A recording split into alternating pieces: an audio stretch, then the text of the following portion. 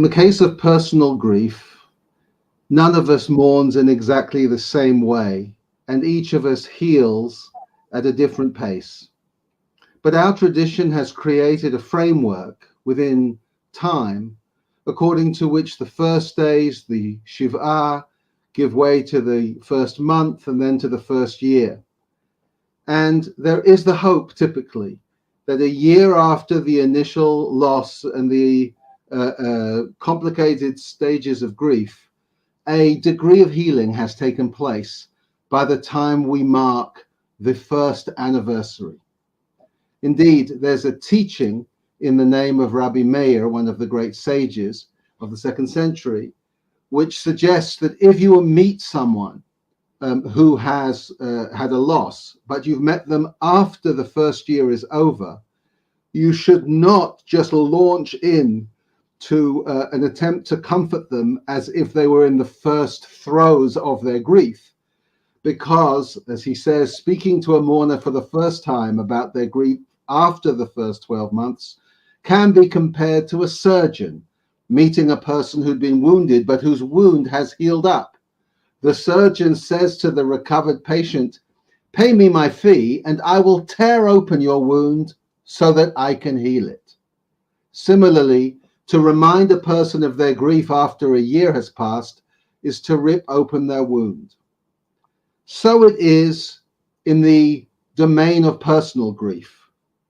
But in the case of national trauma, we find ourselves a year, almost a year after the traumatic events of October 7th, and the wound that we nurse, some of us in the most direct and extreme way, but all of us to some degree or another, that wound is still open. That wound is not healing.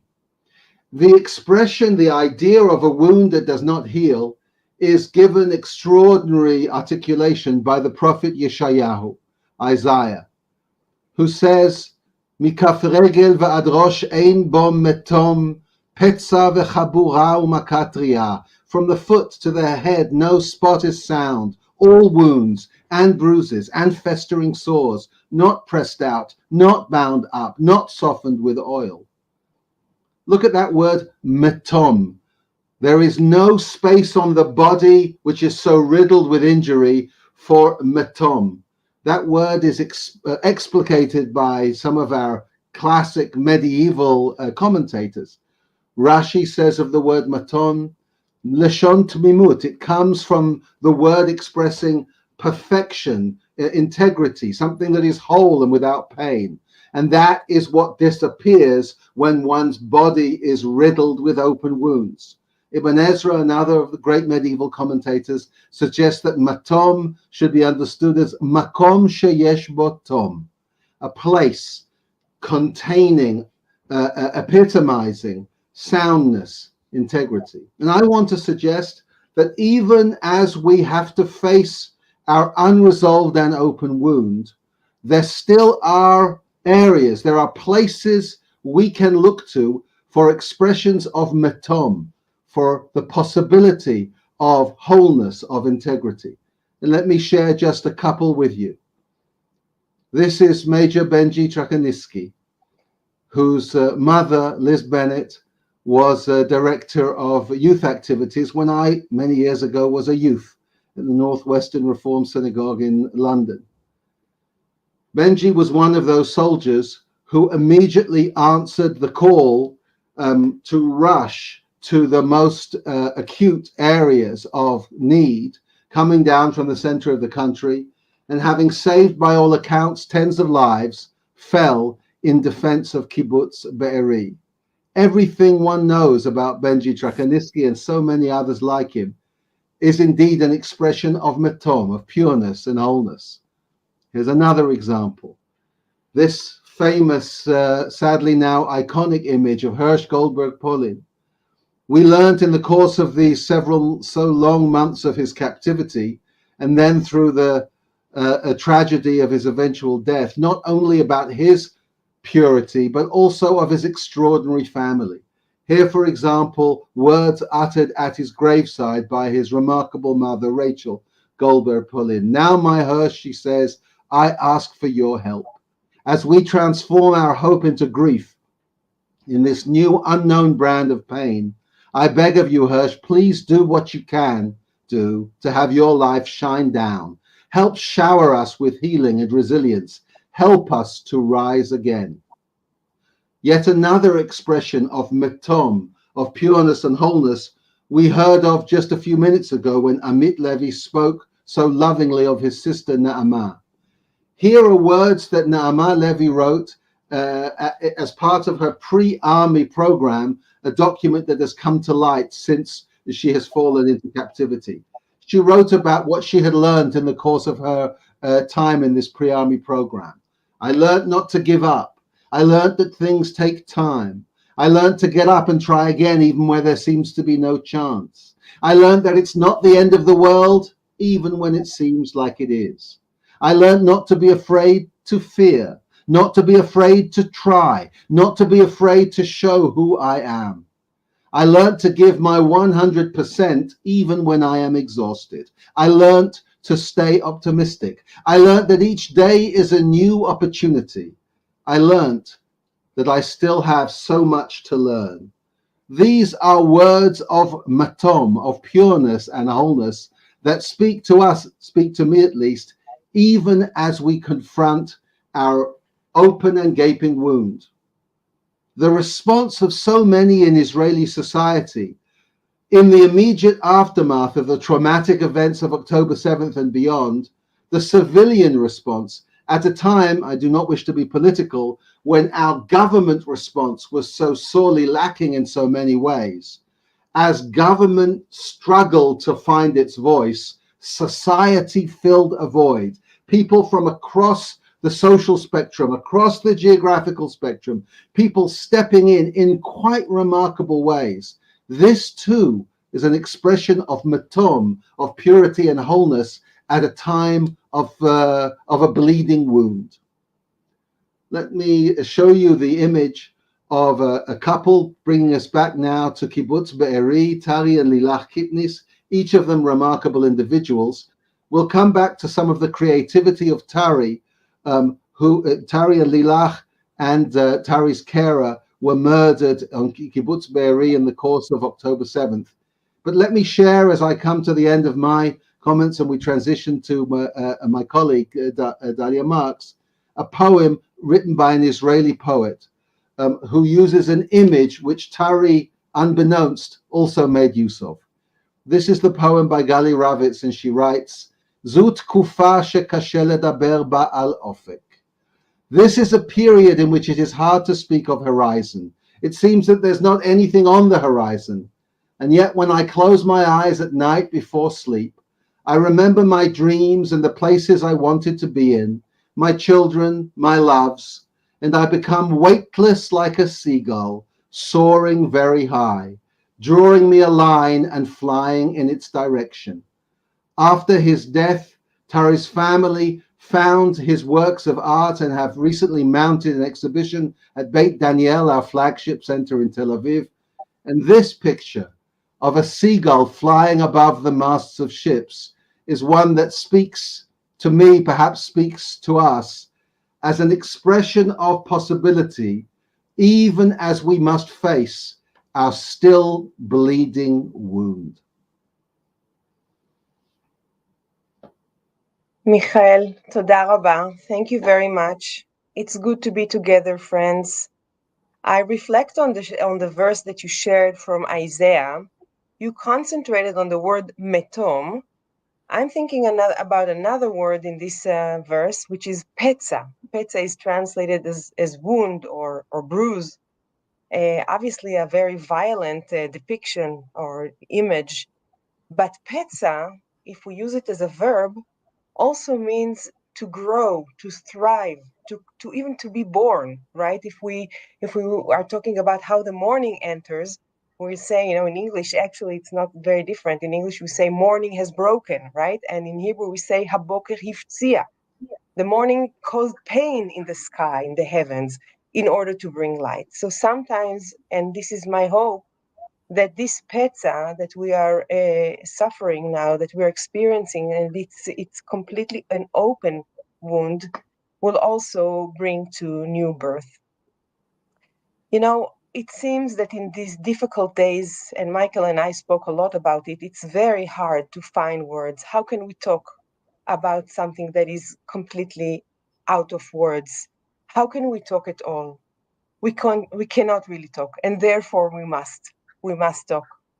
So Rabbi Marmur, Michael, spoke about metom, and the image that comes to my mind is the image of a bore.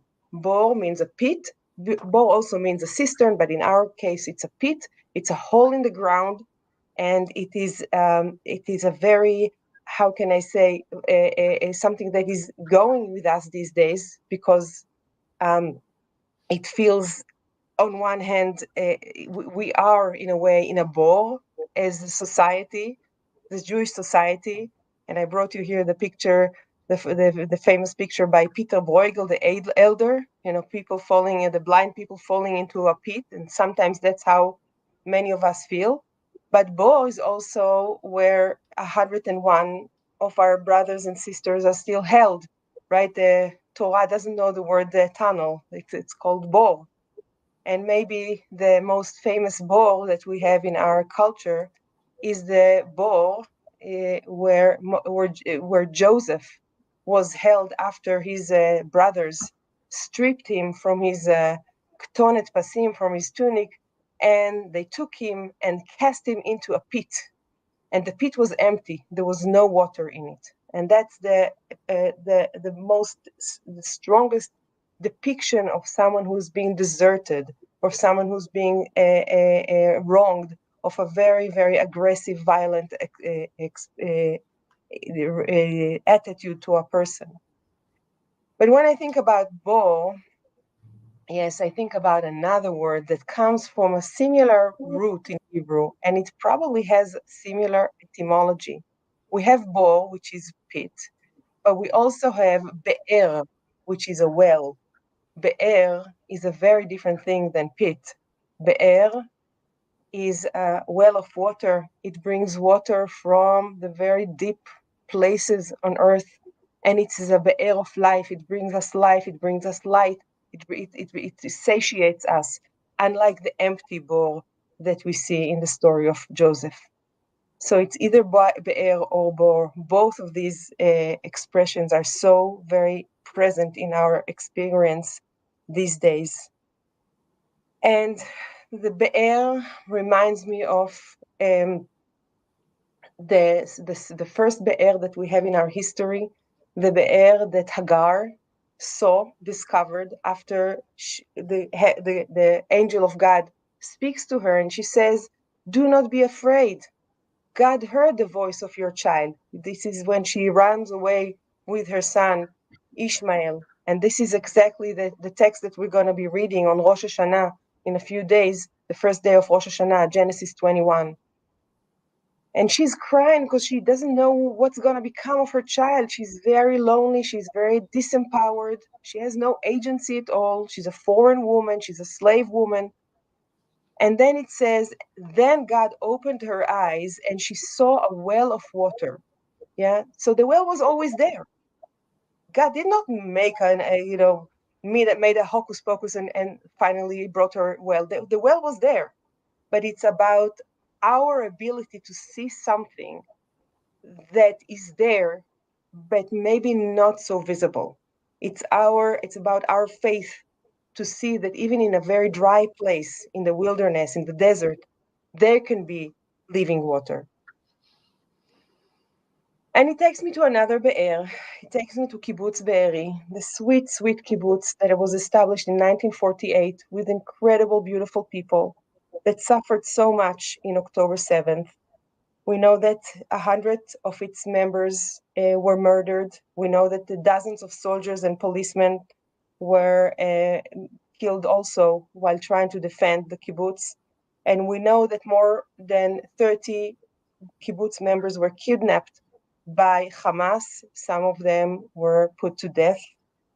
And I'm thinking about Be'eri, the kibbutz that brings us this concept of Be'er Mayim Chaim, of this hope to find life even in very, very dry places, even in the desert.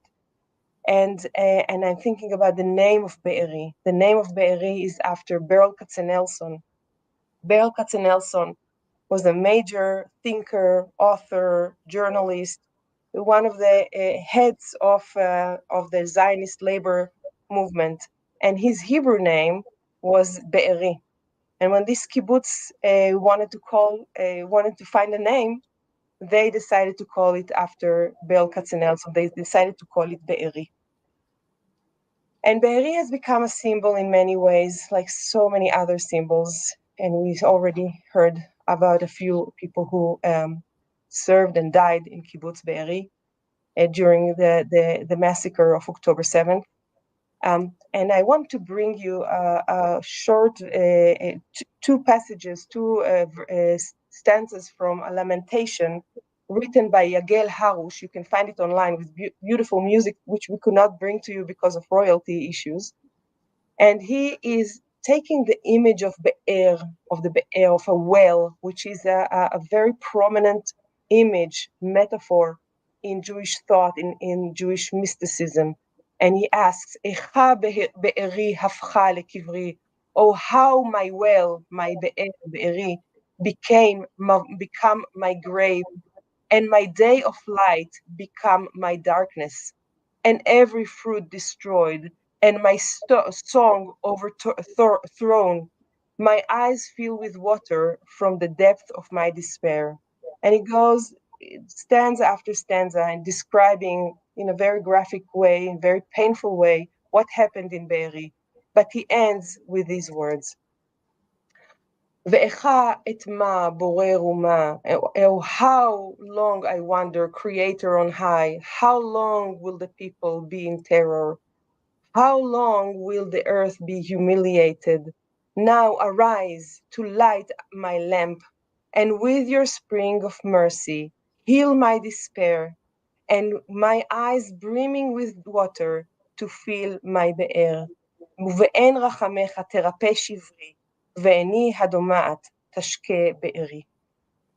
So that's about Be'er, but there's another Be'er that Michael and I were thinking about today when we thought about the image of a Be'er, and that's the Be'er of the Little Prince, also written in a context of a very devastating war by Antoine de Saint-Exupéry. And I wanted to ask Michael to read it, please. He looked at me steadily and replied to my thought.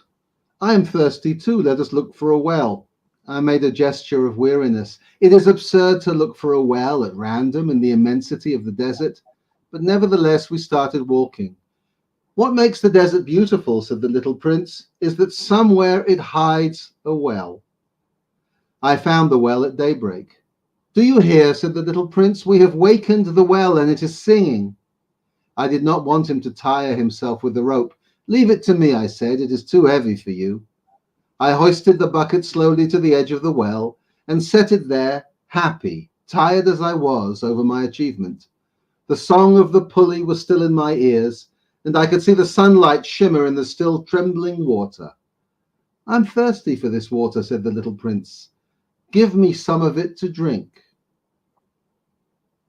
Thank you very much, Michael. So I think this is the idea here, that the little prince calls us, challenges us to be ready, to be willing to envision, to think, to imagine the water under a very, very dry place. I'm going to move to just to say one more thing about be'er.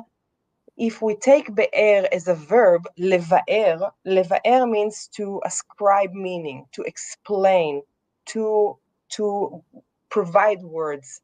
And I think this is one of the things that we are called to do these days. We cannot remain in silence, we cannot remain speechless. We need to speak, we need to talk, we need to address those who are in pain, we need to approach those who are in pain, we need to speak with our communities. We should not stay at home. We have to make sure that nobody remains at home alone. We need to live air. We need to explain our reality to ourselves in order to make it better. Thank you so much for reminding me that Petzah doesn't only mean wound, but carries within it the possibility of a breaking new reality, of a new dawn. And thank you also for making the distinction between the bore, the pit into which we are thrown, and the be'er from which something can be drawn. Even the open wound, the bleeding gash, is not devoid of matom, of the promise of wholeness. Even when all is broken, dawn can break. Even deep in the pit, we may yet draw some hope from the well. Thank you very much, Michael. And I think in the name of both of us, I would like to wish you all, may it be a year of living water, of haftza'at, breaking in of beautiful ideas of comfort and consolation. תכלה שנה וקללותיה, תחל שנה וברכותיה. May this year and its curses end, and may the new year with its blessings begin. Shana Tova.